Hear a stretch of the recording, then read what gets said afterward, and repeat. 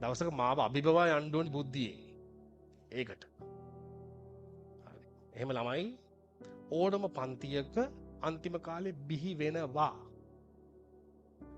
ඔක්කොම නෙමෙයි ළමයි ඕන උපරිම 3 දෙනෙක් දෙන්නෙක් 4 දෙනෙක් විතර. අනිත් ඒවුන් අඩුම තරමේ මාව අභිබවා යන්න ඕනේ අඩුම තරමේ ළඟපාත කරනවද වරෙන්. මං කියන්නේ A level මට්ටමේ බුද්ධිය හරි. ඊට එහා ඉතින් තියෙන ඒවා මගේ දැනුමට වඩා එහාට යන්න ඔබ තව එක එකව කරපන්. වයසත් එක්ක. හරි. මං අවුරුදු 30 මං තීරණය කරලා තියෙන්නේ දැන් මගේ උසස් අධ්‍යාපනය තවදුරටත් නොකර ඉන්න. ඔබ අවුරුදු 40ක් 50ක් 60ක් වෙනකන් හරි කරපන්. හරි. ඔබට ඇති වෙනකන් හති ඇර කරහන්. ඔබට හති වැටුණාම නතර කරා. මට හති. ඉතින් මම නතර කළා දෙන්නේ. ඇති. අපි මොකටද මේ වයත්තම කරන්නේ? මේ ඔක්කොම කරන්නේ මොකටද? මේ ඔක්කොම කරන්නේ උගත්කමක් හදාගන්න, මුදල් හම්බ කරන්න, කාලා බීලා සතුටින් ජීවත් වෙන්නනේ යකෝ මැරෙනකම්. හරි? ගෙයක් දොරක් හදාගෙන හරි? අම්මා තාත්තට සලකගෙන අපේ නංගිලා අක්කලා මල්ලිලා ඉන්න උන්ටත් මොන හරි ටිකක් සලකගෙන ඒ ජීවිතේ ගත කරන්න තමයි මේ උත්සාහය. හරි? ඉතින් ඒ උත්සාහයේදී ඔයාට යම්කිසි සාර්ථකත්වයක් ඔයාට සාපේක්ෂව පේනවා නම් ඔයාට සාපේක්ෂව අපිට වැඩක් නැහැ. ඔයාට දැන් මගේ සාර්ථකත්වය හෝ මොකක් හරි එක මට විතරයි වැඩක් වෙන්නේ. ඔබට වැඩක් නැහැ නේ. ඒක මට සාපේක්ෂයි. ඔබ එතනින් ඔබට කැමති තීරණයක් ගන්න. ඔබ සතුටු කරන්න. ඔබව සතුටු කරන්න. ඒ ඇති. ඔබ සතුටු කරගත්ත දවසට ඔයාගේ වටපිටාවේ ඉන්න හැමෝම සතුටු වෙනවා ඔයාට ආදරය කරන. හරි. දැන් ඔයා ඒ තුනක් ගන්නවා. හරි. ඒ තුනක් ගන්නවා.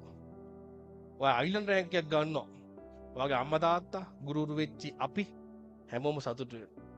අපේ කැපවීමට අපේ ඔයා වෙනුවෙන් කරපු සේවයට ඔයා ගරු කිරීමක් දක්වලා කියන ඒ අභිමානය ඔයාට ලැබෙනවා. හරි. ඒක ඇති ඔයාට ජීවත් වෙන්න සතුටින්. හරි. දැන් මම යම් කිසි තැනකට ඇවිල්ලා දිනවා නම් මම ඒක මගේ පාසලට ඒ අභිමානය දීලා තියෙනවා. මොකද මගේ පාසල මට ඉගෙනුවා එක වසරේ ඉඳන් ඒකට කෘතගුණ දක්වලා තියෙනවා. හරි. මගේ විශ්වවිද්‍යාලයට මම කෘතගුණ දක්වලා තියෙනවා. අවුරුදු 10ක් මගේ විශ්වවිද්‍යාලයේ සේවය කරා. මට උදව් කරා. මට මෙහෙම ඉන්න. හරි. අපිට මගේ පාසලේ ගීතයේ සිප්සත ඒ ගීතය ඇහෙනකොට ඒ වගේම විශ්වවිද්‍යාල මාතාවගේ ගීතය ඇහෙනකොට ඒ අභිමානය අපිට දැනෙනවා. ඒ අභිමානයට අපි කෘතගුණ දක්වලා නැත්තම් අපි ඒවට අවමන් කරා වෙනවා. අපි සීරුවෙන් හිටන් හිටියට වැඩක් නැහැ. හරි. අපිට මුල් කාලේ ඉඳන් සීරුවෙන් හිටන් ඉන්න උගන්වන්නේ ඔබ කවදාරි මේකට කෘතගුණ දක්වනවා කියලා කියන්නේ. නැතු ඔබ හැමදාම ගීතේ කියනකොට සීරුවෙන් ඉන්න ඕනේ නැහැ.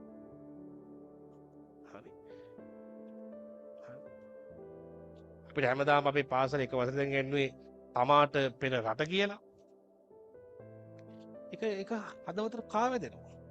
වැදිලා තියෙන්නේ. ඔයාගේ පාසලෙත් ඔයාට යම් දේවල් ඔයාගේ මොටෝ එකක් ඒ දේවල් ඇති. අය පාසලත් එක්ක ජීවත් වෙන බද්ධ වෙලා ඇති. හරි. හරි මේ අපිට සාරධර්ම තියෙනවා. අපිට කෘතගුණ දක්වන්න තියෙනවා. නැත්තම් අපේ ජීවිතේ මහා නිකන් කුඩු කේඩු ජීවිතයක් වෙනවා. හරි. අපි දිහා බලලා අපේ අම්මා තාත්තා සතුටු වෙන්නේ නැත්තම් අපි ළමයි නෙවෙයි. මං කියන්නේ. කිරි ටික මම අරපන් එහෙනම් කොමාරි ගාලා අනිත් පැත්තට. බීපු ටික. හරි. අපේ අම්මා දැන් කොහේ හරි දැන් ඇත්තේ මං හිතන්නේ ක්ලිනික් එකක ලෙඩෙක්ට බෙහෙත් දෙනවා ඇති. තාත්තත් ඔය කොහේ හරි ඇවිද ඇති. හරි. තාත්තා ගහන්නේ වාහනේ ගත්තා ඔය යනවා. ඇති. ඉතින් මේ මිනිස්සු සතුටු වෙනවා ඇති. ඒක ප්‍රශ්න නෑ. ඒක ළමයා ගැන ප්‍රශ්නයක් ඒ දවස්වල තිබ්බා. තාත්තා දන්නේ ඉස්සර මාව එක වසරේ දෙක වසරේ 10 8 වසර 9 වසරට කබ්බ කොට්ටාව ඉඳන් වෑන් එකේ දා ගන්නවා. අර බ්ලොක් එක ASCII ඉස්කෝලේට යනවා. ඉතින් දන්නවනේ කොට්ටාව ඉඳන් DS එකට තියෙන දුර බ්ලොක් එක කිරුළපෙන මහර ගම එපා වෙනවනේ. යනවා කියන එක. හරි. ඒ ගියපු ගමනට ඒ මහන්සියට කෘතඥ දක්වලා තියෙනවා මගේ පැත්තේ. ළමෙක් විදිහට ඒ සතුට මගේ හදවත ඇතුලේ අවංකව තියෙනවා. හරි. මට දොස්තර කෙනෙක් වෙන්න බැරි වුණා කියලා මං එයාට වැටෙන්න දුන්නේ නැහැ. වැටෙන්න දුන්නේ හදවතින්. ඔයත් ඒ හැඟීම් ගන්න. ඒ හැඟීම් එක තමයි අපි ඉස්සරහට අරන් යන්නේ. මොකද ඔයාගේ තාත්තා ඔයාට අරන් දුන්න ටෙඩි බෙයාලා, නත්තල් පප්පලා, කාර්, බයිසිකල් ඒවා මතක ඇතිනේ ඔබට පොඩි කාලේ. නේ? නේද? ඒ හැඟීම් එක ජීවත් වෙන්න. ඒතර වරදින්නේ නැහැ. මට තාම මතකයි හතර වසර 5 වසර වගේ වෙනකන් ඔය නත්තල් සීයා එනවා කියලා ඇත්තටම මං හිතන් ඉන්නවා. මතක නෑ. හරි. මං හිතන්නේ නත්තල් සීයා උඩින් ඇවිල්ලා තාත්තා බොරුවට ඇරලා තියෙනවා දෙසැම්බර් මාසේ 24 වෙනිදාට රැයට ජනේලි චුට්ටක් අඩවල් කරලා තියන්නේ. මම ඉතින් හොඳට නිදා ගන්නවා. ඊට පස්සේ උදේ වෙනකොට ඇදේ කොට්ටාස්සේ හැමතැනම මේ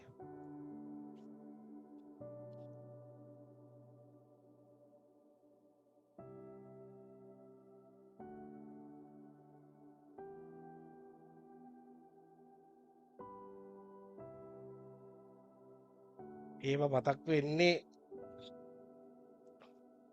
මීටත් වඩා ඒවා මතක් වෙයි ඔයාගේ අම්මා තාත්තා ඔයාට නැති වෙච්ච දවසට. එහෙම දෙයක් ගැන ඔයා හිතන්නේත් නැහැනේ. ඒ මිනිස්සු මැරෙන්න කලින් ඒ මිනිස්සුන්ට අවශ්‍ය සතුට ළමෙක් විදියට දෙන්න. ඒ ඇතිනේ. කොහොමද අපි මැරෙනවා. අම්මා තාත්තත් නැති වෙනවා. අපිත් මැරෙනවා. ඔයත් මැරෙනවා. හැබැයි ජීවත් වෙලා ඉන්නකම් ඒ කරන්න කළ යුතු දේවල්, ඒ යුතුයකම් සහ වගකීම් නිසියාකාරව ඉෂ්ට කරන්න. හරි. දැන් අපි පාසල් අධ්‍යාපනය ඉවර කරලා ඔයා මගේ සුදුසුකම හොයනකොට ඔයා මගේ මොනවද බලන්නේ කල්පනා කරලා බලන්න. මම පාසලේ කරපු දේවල් ඔයා දන්නේ නැහනේ. දන්නවද? නැහනේ. මං කිව්වොත් දන්නවා. හරි. විශ්වවිද්‍යාලයක ඇතුළේ අපි කරපු ක්‍රියාකාරකම් ඔයා දන්නේ නැහනේ. මං කිව්වොත් දැනගනි. නමුත් ඒව ඔයාලට වැඩක් තියනවද? මම රැග් එක නතර කරන්න වැඩ කරා. ඕවා එහෙම ඔයාලට වැඩක් නැහනේ ඇත්තටම. මේ මොහොතේ ඔයාලට මගෙන් තියෙන වැදගත්කම මොකද්ද? අධ්‍යාපනයේ පැත්තේ ඔයා සුදුසුකම මගේ බලනවා නැත්තම් ඉන්නේ නැහැ නේ ළමෙක් විදිහට ඉගෙන ගන්න. හරි. මගේ අධ්‍යාපන සුදුසුකම විතරයි ඔයා බලන්නේ. ඒකත් මගේ ශිෂ්‍යත්වයට ලකුණු වලට වැඩක් තියනවද? O level වල A9 වැඩක් තියනවද? හරි. A level රිසල්ට් එකත් යම් කිසි මට්ටමක වැදගත්කමක් තියෙනවා. ඊටත් එහා ගියපු උසස් අධ්‍යාපනය තමයි ඔයාට මගේ වැදගත්කමකට තියෙන්නේ. මම ඒ තුනක් කරන් නිකන් ඉන්නවා. කැම්පස් ගිහලා නැතුව ඉන්න ඔය. ඒතර ඔය වැඩක් නෑ මාව. එහෙමයි මිනිස්සු අධ්‍යාපන මට්ටම් වලින් උසස් වෙන්නේ. ඒ උසස් වීමට යන්න ඒකට මේ දේවල් හරියට අහගෙන කරන්න. අවශ්‍ය මොහොතේ කරන්නේ නැතුව අවශ්‍ය වැඩේ අවශ්‍ය මොහොතේ නොකර ඒ වෙන වැඩ ඒ අවස්ථාවල කරනකොට තමයි මේ ජීවිතේ විනාශ වෙලා යන්නේ. අවශ්‍ය වෙලාව දුන්නාම ඒකට යොමු කරන්න. හොඳට ඉන්නේ අහන්න දෙන්න. මේ බුද්ධියට කතා කරන්න වොයිස් එකකින් මේක ගොඩක් ළමයි ඉන්නවා ඉස්සර මම දකිනවා. ඒ කැරක්ටර්ස් තාම මට පේන්නේ නැහැ. තාම ඉස්සරහට බිහි වෙයි ඔයගොල්ලන්ගේ බැජ් එකෙන්. තාම නෑ නේද? එහෙමනේ ඉතින් මුලදිම බිහි වෙන්නේ නැහැ. ගොඩාක් ඇහුම්කන් දෙන ළමයි අයිසොලේට් වෙලා ඇහුම්කන් දෙන මම දැකලා තියෙනවා මගේ ජීවිතේ. හරි?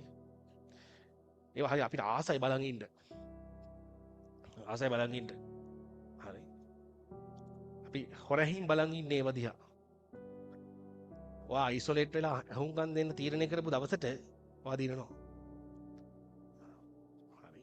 ඒක එහෙම එකක්. මොකද ඔයා ගැන හිතන්න පටන් ගන්නවා ඊට පස්සේ. හොඳට මේව ආයි කියන්න තියන්න එපා. වෙලාවත් දෙනවා. ගෙදර ඕන තරම් ඉන්න අපි මේ පන්ති හමුවීම තියෙන පැය කීයද? ඒ පැය හොඳට යූස් කරන්න. හරි.